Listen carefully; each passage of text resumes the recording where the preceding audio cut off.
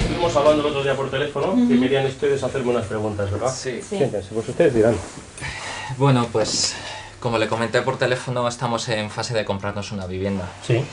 Y bueno, la verdad es que nos asaltan unas dudas, sobre todo lo de las famosas cláusulas abusivas, pero también otras cosas más sencillas. Y nos habían comentado que usted podría ayudarnos. Bueno, yo creo que antes de firmar nada lo mejor es asesorarse con el notario, porque efectivamente una vez firmado un documento, luego hay que cumplirlo, con lo cual yo creo que han hecho bien, porque si al final tienen que hacer escritura pública, lo mejor es asesorarse previamente. Pues mire, empiezo por el principio. ¿Es necesario suscribir un documento privado antes de hacer escrituras de compraventa?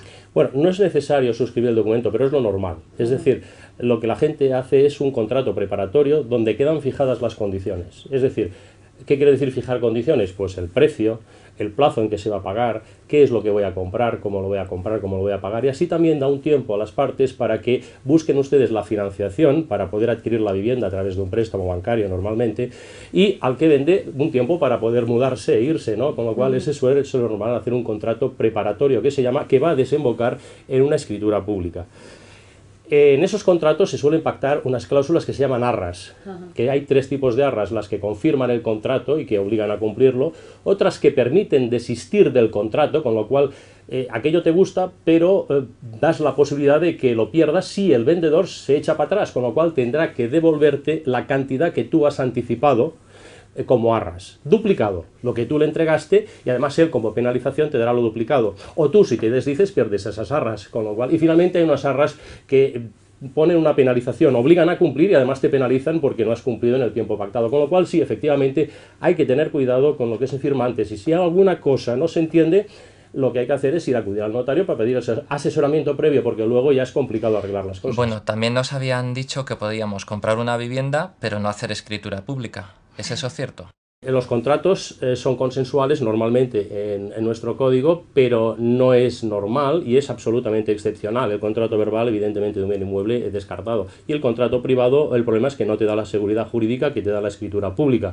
Una escritura pública lo que te da es, con la intervención del notario, una certeza y una fehaciencia de la fecha, de quién interviene, cómo interviene, en nombre de quién, comprueba los poderes que sean correctos. A veces te vienen con representación y esos poderes son fundamentales, comprobar su corrección, y sobre todo del extranjero te pueden venir.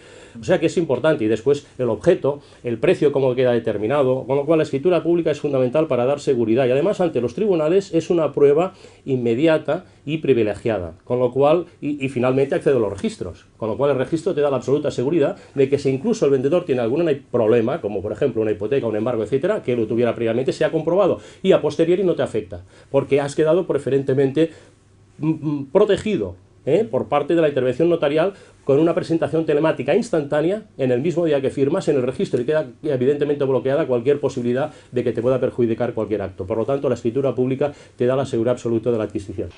Otra duda que nos gustaría aclarar es a quién corresponde elegir al notario, a nosotros, al banco. Vamos a ver, el notario lo elige siempre el consumidor, el cliente. Es decir, que si tú conoces un notario, pues tienes la posibilidad de elegirlo, y la entidad inmobiliaria o la entidad de crédito pues tiene que ir al notario que tú has dicho. Aunque la hipoteca la pagaremos a medias, uno de nosotros dos ha puesto más dinero inicialmente. Entonces, ¿cómo será la propiedad? ¿Será proporcional al dinero que se ha pagado? Bueno, a ver, en realidad hay que saber si estáis casados o no estáis casados. Si estáis solteros o casados en régimen de separación de bienes, entonces las cuotas que fijemos inicialmente, si tú pagas un 40 y tú un 60, lo interesante es que en el préstamo hipotecario lo vayáis manteniendo, porque si no el problema estará que luego habrá que hacer una nueva escritura para compensar, tiene unos costes adicionales complicado. O sea que interesante es mantener siempre la misma proporción. Si estáis casados en régimen de gananciales, eso es una comunidad, es de los dos, y solamente las cuotas se fijan en el momento de la disolución, que es por fallecimiento, por divorcio o porque pactéis un nuevo régimen.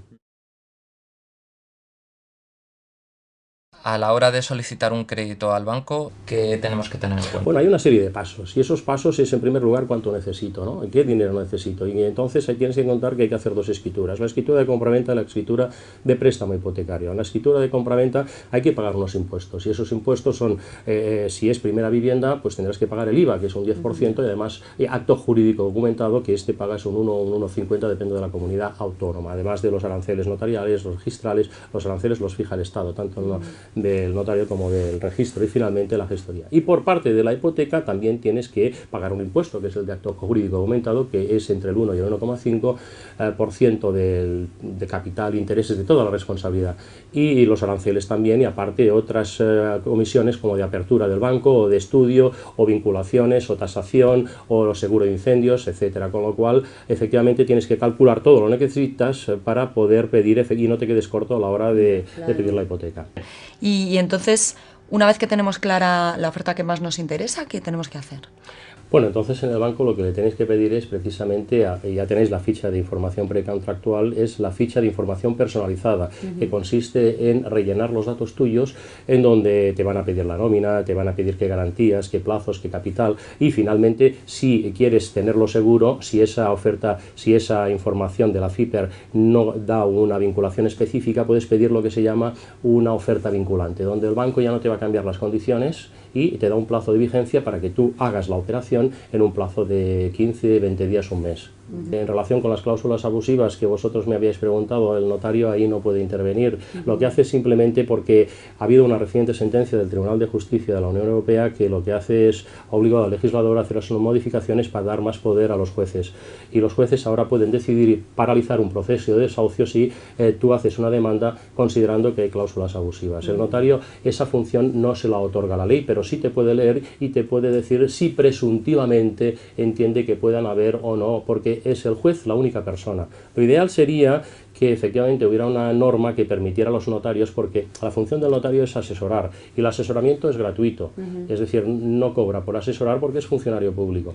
Y entonces, en ese asesoramiento lo que hace es que en la futura escritura que se firme va a quedar determinada que exactamente lo que firmas es lo que querías firmar. Y como querías firmar eso, esas cláusulas, si tú no estás convencida y el notario tuviera la posibilidad de sacarlas y con la entidad de crédito de acuerdo, se podrían eliminar. Eso no es posible hacerlo hoy por hoy, pero sería lo que se llama una norma de lege ferenda. Sería interesante que existiera esa posibilidad para evitar ir al conflicto posterior. No tiene mucho sentido, ¿no?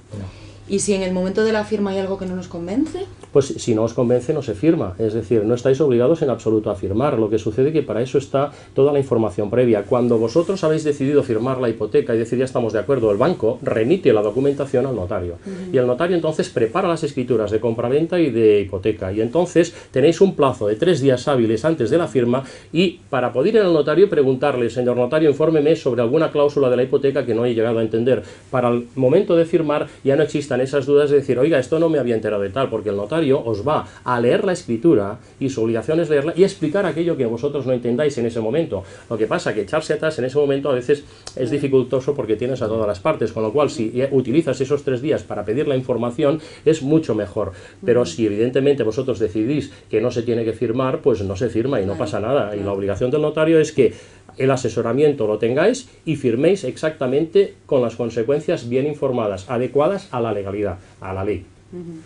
¿Y dónde vosotros queréis comprar? ¿O ya tenéis idea de dónde vais a vivir? Pues por la zona de Puerta de Toledo, en Madrid Río.